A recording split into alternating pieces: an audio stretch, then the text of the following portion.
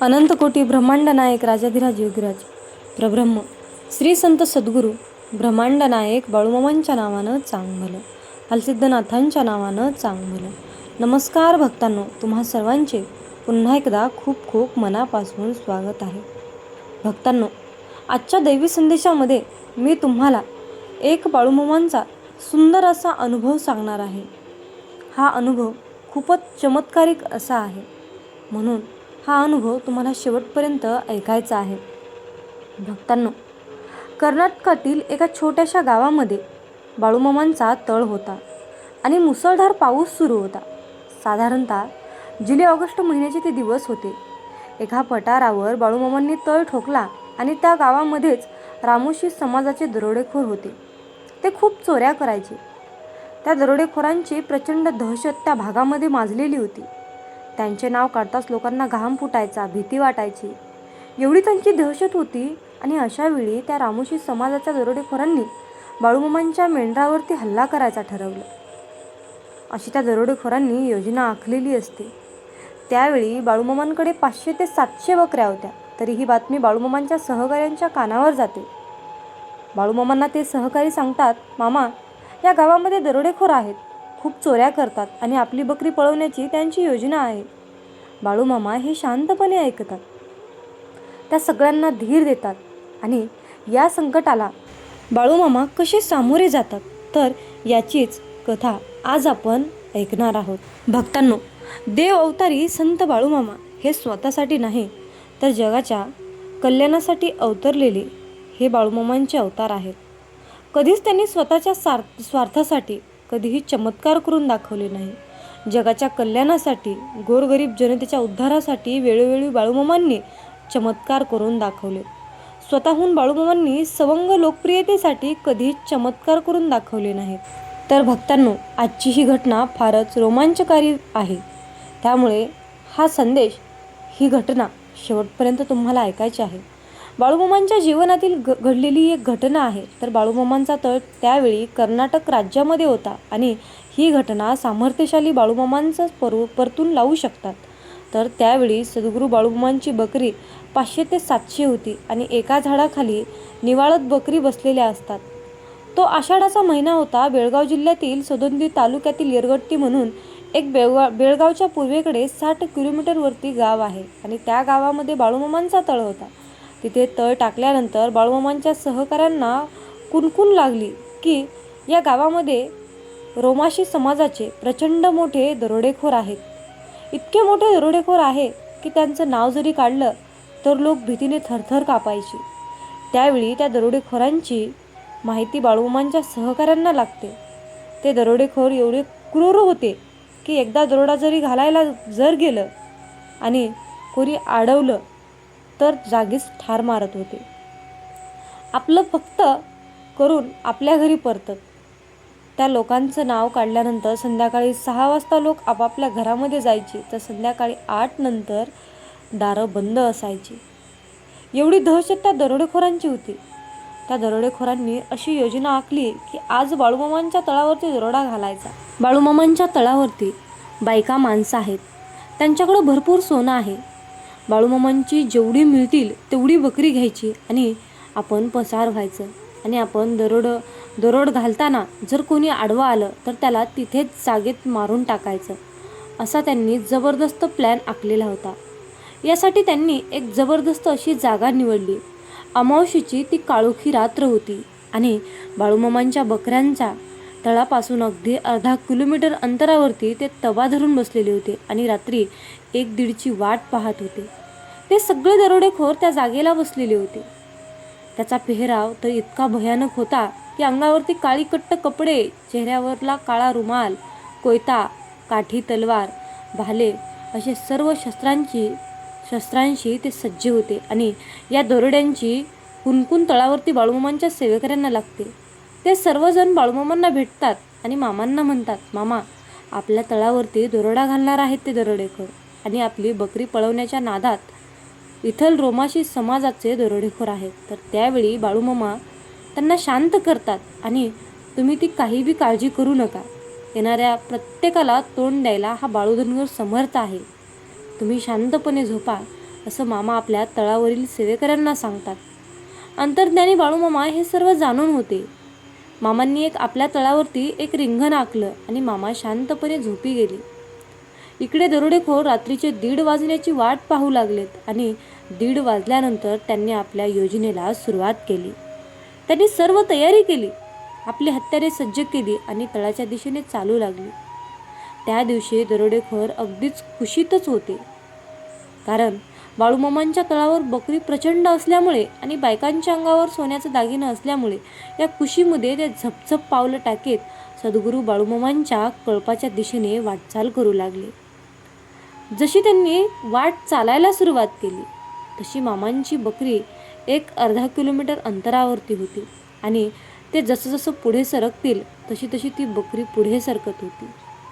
सर्व दरोडेखोरांना वाटलं की कदाचित अंधार असल्यामुळे बकरी आपल्यापासून खरोखरच लांब असावी, त्यामुळे आपल्याला बकऱ्यांच्यापर्यंत पोहोचायला वेळ लागत आहे, म्हणून अजून ती जोरात जोरात चालू लागले. आणि जसं चालू लागले तसं त्यांना आता कळून चुकलं की ही बकरी आपल्यापासून दूर जात आहे. आता मात्र दरोडेखोरांनी असा विचार केला की आपण आता चालत जायचं नाही तर पळत जायचं आणि सगळी बाळूमामांची बकरी आणि त्या तळावरच्या बायकांच्या अंगावरचं दागिनं हडप करायचं. म्हणून ते जीवाच्या आकांताने पळत सुटले. परंतु काय आश्चर्य, जशी ते पळत जातील तशी तशी ते बकऱ्यांचा कळप तेवढ्याच अंतरावर पुढे सरकत होता. ज्या पद्धतीने एखाद्या आगगाडीमध्ये आपण बसतो, आपल्याला झाडं मागं पळताना दिसतात, त्याच पद्धतीने काहीसं होत होतं. यांना सर्व झाडे मागे जाताना दिसत होती, पण बकऱ्यांचा कळप मात्र आहे त्याच अंतरावर होता आणि यांचं जीवाच्या आकांताने पळणं सुरूच होतं. आता मात्र दरोडेखोरांना राग यायला लागला. आता राग कुणाचा यायला लागला हेही कळायला साधन नाही. त्यांनी एकमेकाकडे बघितलं आणि थोडा वेळ ते थांबले, कारण त्यांना चांगलाच दम लागलेला होता. थोडा वेळ त्यांनी विश्रांती घेतली आणि नंतर पळायला सुरुवात केली. परंतु आहे तीच परिस्थिती होती. हे सर्व दरोडेखोर पळत होते आणि बकरी यांच्या समवेत आहे त्याच अंतरावर त्यांना दिसत होती. हा काय प्रकार आहे त्यांच्याही लक्षात येईना. शेवटी पळून पळून थकले आणि एका जागेला खाली बसले. साधारणतः हा प्रकार रात्री 1:30 वाजल्यापासून पहाटे 4:30 ते 5 वाजेपर्यंत चालू होता. दरोडेखोर कमीत कमी 25 किलोमीटर पळाले असते, परंतु त्यांच्यामधील आणि त्या बकऱ्यांमधील अंतर आहे तेवढेच होतं. शेवटी दरोडेखोरांनी मामांच्या बकऱ्यावर दरोडे टाकण्याचा प्लॅन रद्द केला, कारण पहाट झाली होती. दिवस उजाडल्यानंतर त्यांना आणखी एक आश्चर्य पाहायला मिळालं, कारण त्यांनी जिथून पळायला सुरुवात केली होती त्याच ठिकाणी ते होते. हे बघून सगळ्यांच्या काळजाचा ठोका चुकला आणि हा एक प्रचंड भुताटकीचा तरी प्रकार असला पाहिजे, किंवा जी बकरी आहे त्या एखाद्या दैवी माणसाची ती बकरी असायला हवी, असं त्यांच्या एकमेकांच्या चर्चा सुरू झाली. या दरोडेखोर टोळीचा प्रमुख बाळप्पा बागडी होता. तर हा बाळप्पा बागडी प्रचंड हुशार होता, चाणक्य होता. त्यानं नक्कीच हे जाणलं की हा 100% भुताटकीचा तरी प्रकार असावा, किंवा एखाद्या दैवी संताचा तरी चमत्कार असावा. पण भुताटकीच्या प्रकाराला भीक घालणारी ही टोळी अजिबातच नव्हती. सकाळी ऊन आल्यानंतर बाळप्पा बागडी आणि सगळे दरोडेखोर सहकाऱ्यांना घेऊन मामांच्या तळावर हजर झाला. त्यावेळी मामा कोवळ्या उन्हामध्ये शांतपणे बसलेले होते. मामांनी या दरोडेखोराला पाहून म्हटलं, अरे, रात्रभर पळून पळून दमला नाहीसा का? असं म्हणल्यानंतर त्या सगळ्या दरोडेखोरांच्या अंगाला दरदरून घाम फुटला. आपण जे रात्रभर केलेला पराक्रम जो होता तो या माणसाला कसा काय माहीत, म्हणून त्यांना आश्चर्याचा धक्का बसला. हा महापुरुष कुणी साधासुद्धा नसून त्रिकाल ज्ञानी सामर्थ्यवान आहे, हे त्या सगळ्या दरोडेखोरांना कळून चुकलं. त्यांना असं वाटू लागलं की आजपर्यंत आपण इतके दरोडे टाकलेत, परंतु आपल्याला असा हा अनुभव कधीच आलेला नाही. जो कोणी आडवा आला त्याचा आपण खतम केलं आणि आपलं काम फते केलं. परंतु आजचा हा अनुभव त्यांच्यासाठी फार मोठा होता, सामर्थ्यशाली होता. मामांच्या जवळ जायला सगळे दरोडेखोर घाबरायला लागले. बाळप्पा बागडी स्वतः मामांकडे गेला आणि मामांकडे जाऊन मामांना क्षमा मागू लागला. मामा, जे काही मी रात्रभर केलेलं आहे ते सर्व तुम्ही जाणलेलं आहे आणि आमच्या हातून एक फार मोठा गुन्हा होत होता. तुमच्यासारख्या एका संतांच्या तळावर मेंढरावर आणि बायकांच्या दागिन्यावर आमचं लक्ष होतं. तर मामा, हे सर्व तुम्ही जाणलं आणि आम्हाला तुम्ही रात्रभर चांगली शिक्षा दिली. आम्हाला माफ करा.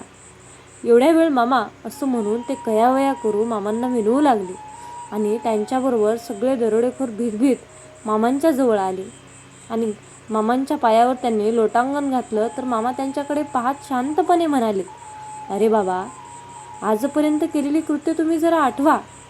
आजपर्यंत तुम्ही काय काय केले हे जरा आठवा आणि इथून पुढे तरी तीच कृत्य तुम्ही जर करणार असलास तर मी तुम्हाला कधीच माफ करणार नाही. झालेल्या कृत्याचा पश्चाताप होऊन तुम्ही इथून पुढे चांगल्या भक्तिमार्गाला जर लागत असाल तर मी तुम्हाला माफ करायला तयार आहे, असं मामा त्यांना सांगतात. त्यानंतर ते सगळे दरोडेखोर बाळूमामांनी सांगितल्याप्रमाणे सांगितलेल्या वाटेवरून जायला तयार होतात आणि त्यानंतर बाळूमामा त्यांना माफ करतात.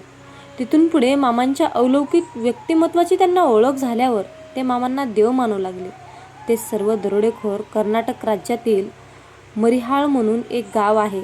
तर त्या गावचे त्यांनी मामांना विनंती केली की मामा, तुम्ही आमच्या मरिहाळ गावाकडे चला. तुमची बकरी सांभाळण्यासाठी आम्ही सगळेजण तयार आहोत. परंतु मामा म्हणाले, हा वाळू धनगर एकदा पुढे गेलेला मागे कधीच फिरकत नाही. त्यामुळे मामांनी त्यांच्या गावी जायला नकार दिला आणि मामा त्यांना म्हणालेत, तुमची माझ्यावर एवढीच भक्ती असेल तर तुमच्या गावाला एक ना एक दिवस माझी हाडे येऊन भेटतील, असं मामा त्यावेळी बोलून गेले. आणि बाळूमामांनी 1966 साली समाधी घेतली. आणि योगाची गोष्ट अशी होती की 1971 त्याच गावावरून सद्गुरू बाळूमामांची बकरी जात असताना एक चमत्कार घडला. मरियाळ गावातून डोंगर भागाकडे जात असताना बाळप्पा बागडीच्या दारावरून ती बकरी जात होती आणि त्याच वेळी एक मोठं बकरं बाळप्पा बागडीच्या दारातच गतप्राण झालं. त्या बकऱ्याला रीतसर मूठ माती दिल्यानंतर बाळप्पा बागड्याच्या डोक्यात नक्की प्रकाश पडला. त्याला मामाचे शब्द आठवले, तुमच्या गावाला मी हाडाच्या रूपात का असेना भेटेल. तर हे शब्द आठवून बाळप्पा धायधाय मोकलून रडू लागला आणि त्याला मामांच्या बोलण्याची प्रचिती आली. तर त्या वर्षी मर्याळीच्या डोंगरावरती गावातील 50 लोकांनी बाळूमामांच्या बकऱ्यांचं संरक्षण केलं. तळावरील सगळ्या सेवेकऱ्यांना त्यांनी जेवण दिलं, महाप्रसाद केला आणि अशा पद्धतीनं बाळूमामांनी अट्टल दरोडेखोरांना माणसामध्ये आणलं. ही बाळूमामांची एक चमत्कारिक लीला आहे. तर भक्तांनो, बाळूमामांचा हा छोटासा अनुभव, हा चमत्कार तुम्हाला कसा वाटला मला कमेंट करून नक्की सांगा. बाळूमामांवर जर तुमचा विश्वास असेल तर कमेंटमध्ये बाळूमामांच्या नावानं चांग भलं असं टाईप करा. जेव्हा आयुष्यामध्ये काही चांगले घडते तेव्हा चांगली लोक त्याचे क्रेडिट त्यांच्याबरोबरच्या लोकांना देतात, पण खोटी व्यक्ती सगळ्यांना सांगतात की हे जे काही आहे, हे जे काही झाले आहे ते फक्त माझ्यामुळेच झाले आहे. त्यामुळे बाळा, जगण्याचा आनंद घेऊन जगा, काळजी करू नका. जे बदलता येईल ते बदला रे, जे बदलता येईल ते बदला. जे बदलता येणार नाही ते स्वीकारा आणि ज्याचा स्वीकार करता येणार नाही त्याच्यापासून दूर जा, पण स्वतःला नेहमी खुश ठेवा. ही पण एक मोठी गोष्ट आणि मोठी जबाबदारी आहे. म्हणून बाळा, कर्म करत असताना कर्म करत राहिले पाहिजे. यश मिळो किंवा अपयश मिळो, कर्म करणं कधीच सोडू नका. बऱ्याच वेळा लोक अपयशी झाले की काम करणं सोडून देतात. जर तुम्ही फक्त बसून राहिलात तर काहीही करणे सोडून दिले तर तुमच्या आयुष्यामध्ये काहीच बदल होणार नाही. जर तुम्ही 10 वेळा हरून सुद्धा परत ताकदीने उभे राहिले तर विश्वास ठेवा, 11व्या वेळी तुम्ही नक्कीच यशस्वी व्हाल रे. त्यामुळे कर्म करणे कधीही सोडू नका. म्हणून बाळा, मामा सांगतात, माझ्या बाळा, आयुष्यामध्ये असे काही कर्म करा, हाल होतील रे पण हार कधीच होणार नाही, हा माझा शब्द आहे.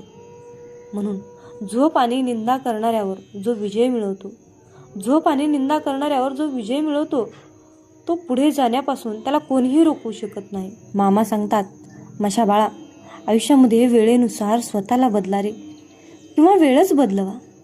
अडचणींना दोष देऊ नका. प्रत्येक परिस्थितीमध्ये चालायला शिका. लढण्याची ताकद ही प्रत्येकाजवळ असते रे. पण कोणाला जिंकणं आवडतं तर कोणाला नाती निभावणं आवडतं. अरे बाळा, खोटं बोलल्यामुळे कोणाचं चांगलं होत असेल, कोणाचं रक्षण होत असेल तर असं खोटं बोलणं पुण्य असतं, पाप नाही. ज्या खरं बोलल्यामुळे कोणाला त्रास होईल ते खरं बोलणं काही उपयोगी नसतं. आणि जे खोटं कोणाचं आयुष्य वाचवेल ते खोटं पण पुण्य देणारं असतं. चुपचाप प्रत्येक गोष्ट सहन करत राहिले तर लोकांच्या नजरेत तुमच्यापेक्षा चांगलं कोणीही नाही. आणि थोडं बोलले तर तुमच्यापेक्षा वाईट कोणीही नाही. चेहरे बऱ्याच वेळा खोटं बोलतात. चेहरे हे बऱ्याच वेळा खोटं बोलतात. नात्यांचं खरं रूप तर अडचणीच्या वेळी समजतं. जे लोक दुसऱ्यांच्या डोळ्यामध्ये अश्रू आणतात ते हे विसरतात की त्यांच्याजवळ पण 2 डोळे आहेत. आयुष्य जगताना मौन राहणे आवश्यक आहे रे. पण वेळ जेव्हा मर्यादेची असते त्यावेळी शस्त्र हातात घेणे सुद्धा गरजेचे असते. म्हणून बाळा, ब्लेडची धार खूप जास्त असते पण ते झाड कापू शकत नाही. कुऱ्हाड मजबूत असते पण केस कापू शकत नाही. अगदी त्याचप्रमाणे प्रत्येक माणूस त्याच्यामधील गुणानुसार श्रेष्ठ असतो. म्हणूनच स्वतःची तुलना कधीच दुसऱ्यांबरोबर करू नका.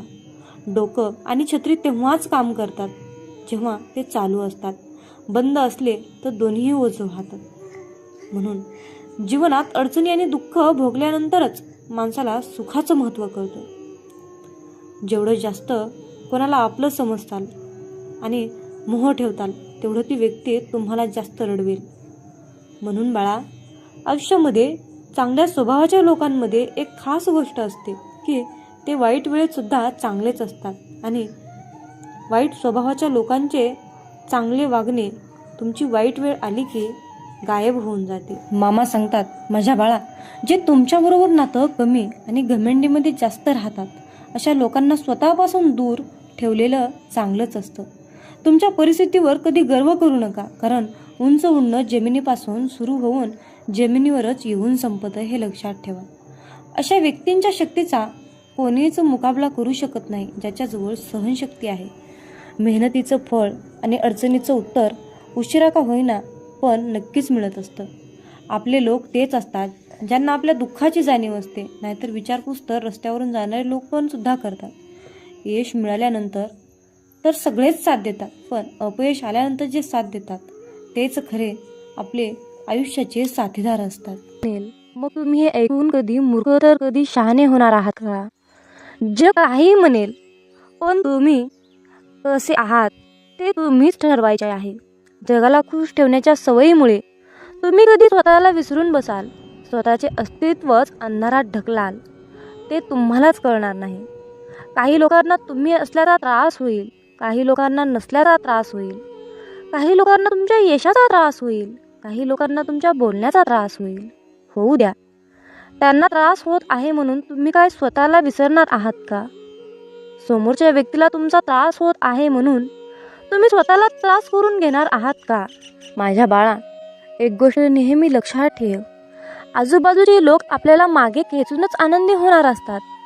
जगाला खुश आपण ठेवू शकत नाही, प्रत्येकाचे मन आपण जपू शकत नाही. त्यामुळे स्वतःला कसे सिद्ध करू शकाल, स्वतः कसे यशस्वी होऊ शकाल याकडे लक्ष द्या. मग बघा, जग आपोआप तुमच्याकडे बघून खुश होईल.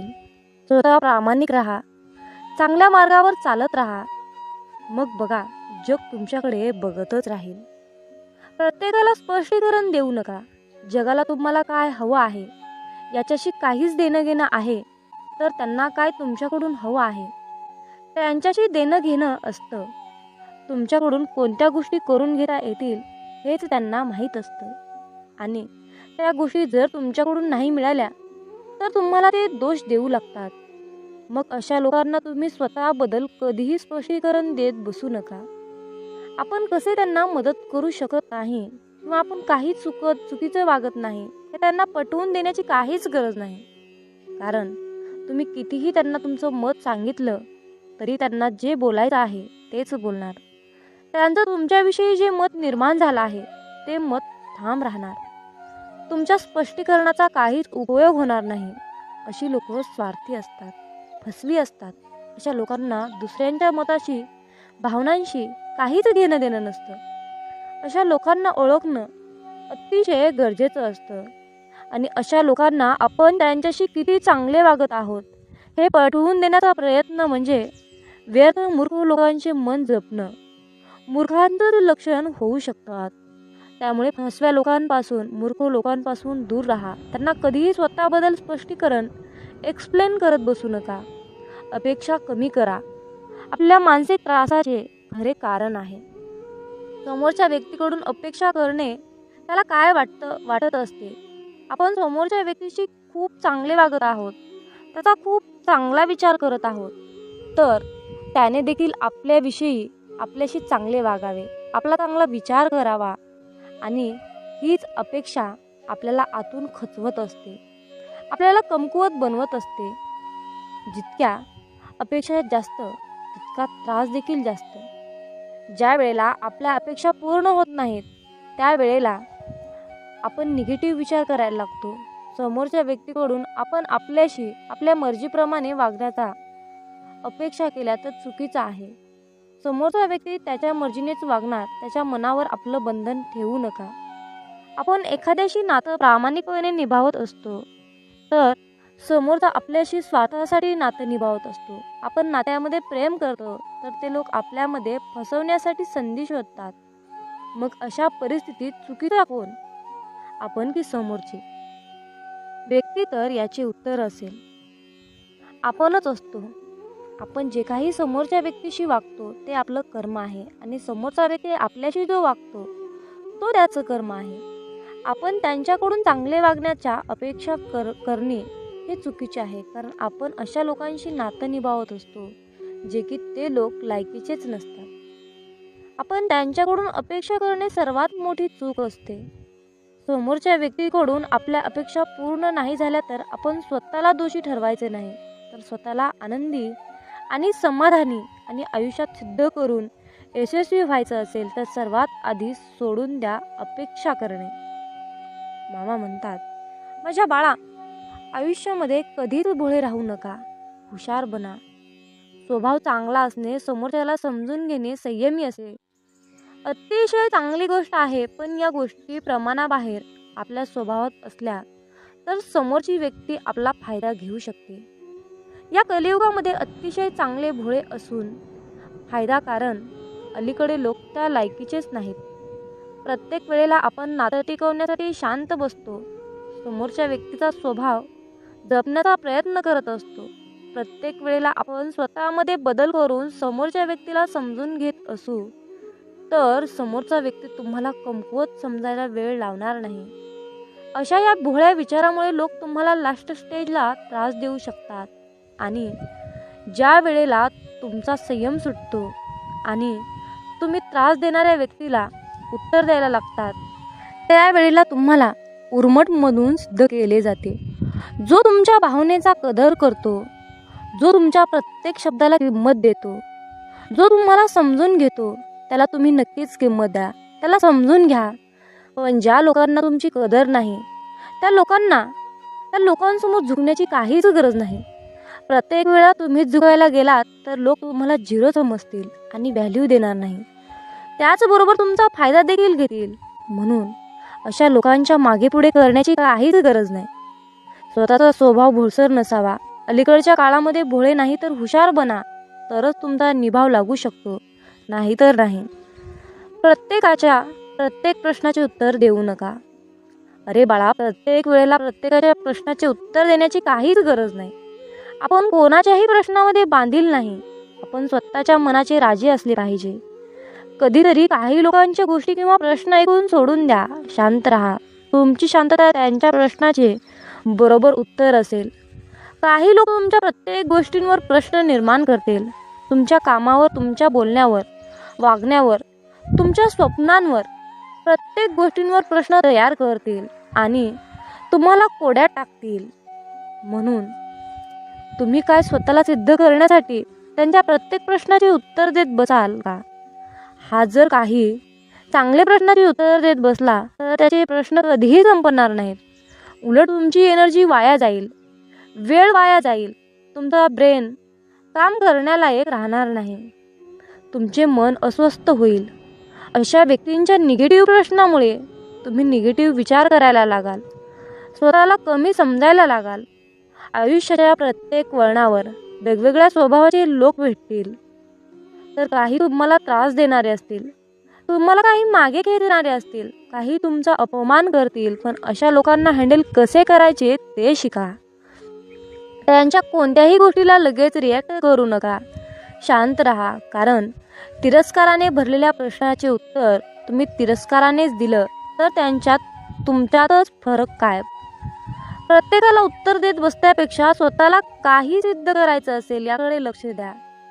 तुम्हाला शांततेत यशस्वी झालेले पाहून प्रश्न विचारणाऱ्या लोकांना आपोआप उत्तर मिळेल. मामा म्हणतात, माझ्या बाळा, आयुष्यामध्ये प्रत्येक गोष्टीवर विश्वास ठेवू नका. समोरच्या व्यक्तीची बोलण्याची प्रत्येक गोष्ट खरी असते असं नाही. समोर दिसणारा व्यक्ती कितीही चांगलं बोलत असला तरीही त्याच्या मनात आपल्याविषयी चांगलंच आहे असं होत नाही. अलीकडच्या काळामध्ये माणसं तोंडावर एक बोलतात आणि पाठीमागे एक बोलतात. आपल्याशी वागायचं एक आणि मनात उद्देश असतो एक. आपल्या पुढे गेलेल्या लोकांना पाहवत नाही.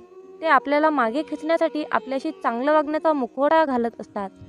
त्यामुळे प्रत्येकावर विश्वास ठेवून आपली फसवणूक आपण करून घ्यायची नाही. प्रत्येक माणसाच्या बोलण्याची पद्धत ओळखायला शिकली पाहिजे. काही लोक तर इतके स्वार्थी असतात की त्यांचा स्वार्थ साधेपर्यंत असते. आपल्याशी खूप चांगलं वागतात, आपल्या मनात शिरतात, आपल्याला खूप चांगल्या गोष्टी शिकवतात, सांगतात आणि त्यांचे आपल्याकडून काम झाले, मतलब निघाला की आपल्यापासून दूर निघून जातात. आपल्याला ओळखायला सुद्धा तयार होत नाहीत. मुखवटा घातलेली लोक ओळखायला शिका. काही लोक आपल्याशी चांगलं बोलत असतात, आपल्या चांगल्याच गोष्टी आपल्याला सांगत असतात, कारण त्यांना आपल्याला गोड बोलून शिक्षा द्यायची असते. या लोकांना फक्त आपले नुकसानच झालेले बघायचे असते. त्यामुळे ते लोक चांगलं वागण्याचा दिखावा करत असतात. तर जी लोक फक्त गोड बोलतात ती लोक आपले कधीही शुभचिंतक होऊ शकत नाहीत. खरं तर जी लोक आपल्याला आपल्या चुका समजून सांगतात ती लोक आपली शुभचिंतक असतात, हे समजून घेण्याची गरज आहे. त्यामुळे समोरच्या व्यक्तीवर विश्वास ठेवण्या अगोदर स्वतःच्या मनाला पटतंय का ते बघा. समोरच्याचा विश्वास मिळवणे आणि समोरच्यावर विश्वास ठेवणे या दोन्ही गोष्टी माणसाला योग्य मार्गाने जमल्या पाहिजे. माझ्या बाळा, जीवन जगत असताना हाल होतील रे, पण हार कधीच होणार नाही. फक्त माझ्यावर विश्वास ठेवून चल. चिखलात पाय फसले तर नळाजवळ जावे, पण नळाला पाहून चिखलात जाऊ नये. त्याचप्रमाणे जीवनात वाईट परिस्थिती आली तर पैशाचा वापर करावा, परंतु पैसा पाहून वाईट काम करू नये. म्हणूनच म्हणतात, समजून घ्यावे जीवनाचे बारकावे, समजून घ्यावे जीवनाचे बारकावे. अंधार तिथे दीप पाजळावे, अंधार तिथे दीप पाजळावे. मित्रांनो, या आयुष्याकडे बारकाईने लक्षपूर्वक पहा. जिथे अंधार दिसेल तिथे दिवा लावण्याचा प्रयत्न करा. तुमच्या सुद्धा आयुष्यामध्ये मामा नक्कीच प्रकाश टाकतील, यात काही शंकाच नाही. अरे बाळा, आमची साथ मिळवण्यासाठी तुझं अंतर्मन शुद्ध आणि निर्मळ ठेव. मग तुझ्याकडे कोणी वाईट नजर टाकेल, तुला त्रास देण्याचा प्रयत्न करेल, त्यास आम्ही पाहून घेऊ. बाळूमामांचा हा आशीर्वाद प्राप्त करण्यासाठी आत्ताच आपला हा संदेश शेअर करा आणि बाळूमामा, माझा तुमच्यावर पूर्णपणे विश्वास आहे असे टाईप करा. जीवनात तुम्ही स्वतःला जितकं सुखी समजाल तितकंच सुखी राहाल. आपल्याविषयी वाईट बोलणारे बरेच लोक असतात, पण त्यांच्याकडे लक्ष द्याल तर विखुरले जाल. मन शांत ठेवून पुढे जाल तर जीवनात नक्कीच यशस्वी व्हाल. कर्म असं एक रेस्टॉरंट आहे की तिथं ऑर्डर देण्याची गरज नाही. तिथं आपल्याला तेच मिळतं जे आपण शिजवलेलं असतं. जीवनात एखाद्याला सोडून जाताना मागे फिरून पाहावंसं वाटलं तर पुढे जाऊच नये. प्रत्येक वस्तूची किंमत वेळ आल्यावरच होत असते, कारण वातावरणात फुकट मिळणारा ऑक्सिजन हा दवाखान्यात खूप महाग विकला जातो. दुसऱ्यापेक्षा आपल्याला यश उशिरा मिळत असेल तर निराश होऊ नका. हा विचार करा की घरापेक्षा राजवाडा तयार व्हायला जास्त वेळ लागतो. दगडामध्ये एक कमतरता आहे की तो कधीच वितळत नाही, पण एक चांगुलपणा आहे की तो कधीच बदलत नाही.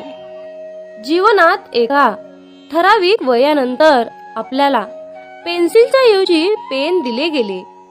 त्याचं कारण हेच आहे की हे आपल्या लक्षात आले पाहिजे. जसं जसं आपण मोठे होत जातो तसं तसं आपल्या चुका खोडल्या जात नाहीत. तुम्ही सहमत असाल तर आत्ताच आपल्या व्हिडिओला लाईक करा आणि चॅनलला सबस्क्राईब करा. तुमच्यासाठी नशिबाचे योग्य ते द्वार उघडले जाईल. वाक्य छोटं आहे पण तितकंच खरं आहे. जग धोका देऊन हुशार झालं आणि आपण विश्वास ठेवून मूर्ख झालो. जीवनात काही जखमा अशा असतात की त्या दिसत नाहीत, कोणाला दाखवताही येत नाहीत, पण त्या सतत टोचत राहतात. जीवनात समोरच्याला माफ करता येतं, त्याचे अपराध विसरता येतात, पण त्यांच्यात पुन्हा एकदा मन गुंतून राहता येत नाही. स्वतःचं मन शांत करता आलं की सगळे गोंधळ आपोआप शांत होतात. मामा म्हणतात, माझ्या बाळा, एक गोष्ट नेहमी लक्षात ठेव, अपेक्षा हीच दुःखाचं सर्वात मोठं कारण आहे. जीवनात मानवी स्वभाव ओळखणं खूप अवघड आहे, कारण माणूस हा वेळेनुसार बदलतो. जेव्हा एक व्यक्ती दुसऱ्या व्यक्तीवर प्रेम करते तेव्हा ती म्हणते की मी तुझ्यासाठी जीव द्यायला सुद्धा तयार आहे. पण जशी वेळ बदलते तेव्हा तीच व्यक्ती म्हणते की मी तुझा जीव घेईन. त्यामुळे लक्षात ठेवा की सर्व काही बदलणार आहे आणि बदल ही एक शाश्वत गोष्ट आहे. मामा सांगतात, जीवनात ज्या ठिकाणी आपल्याला सर्वात शेवटी आमंत्रित केलं जातं त्या ठिकाणी कधी जायचं नाही, कारण तुम्हाला तिथे बोलवण्याची कुणाचीच इच्छा नसते. त्यांनी तुम्हाला केवळ उपचार म्हणून बोलाविलं असतं. अशा ठिकाणी जाऊन स्वतःचं महत्त्व कमी करून घेऊ नका.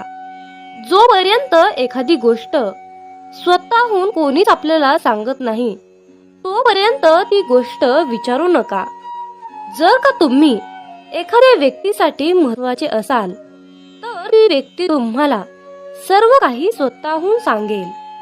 आयुष्य बदलण्यासाठी सर्वांनाच वेळ मिळतो, पण वेळ बदलण्यासाठी परत आयुष्य कुणालाच मिळत नाही. म्हणून बाळा, ही एक गोष्ट नेहमी लक्षात ठेव, संघर्ष करणारा माणूस हा नेहमी एकटाच असतो, पण यशस्वी माणसाच्या पाठी सारं जग उभा असतं. त्यामुळे संघर्षाच्या वेळी जर तुम्ही एकटे असाल तर अजिबात वाईट वाटून घेऊ नका, कारण लक्षात ठेवा, संघर्ष हा नेहमी एकट्यानेच करायचा असतो. मामा म्हणतात, माझ्या बाळा, बदल हा एक जीवनाचा भाग आहे. जर का तुला या जीवनात यशस्वी व्हायचं असेल तर त्याचा स्वीकार करणं गरजेचं आहे. जर का तुम्ही बदलाला विरोध करत असाल तर तुम्ही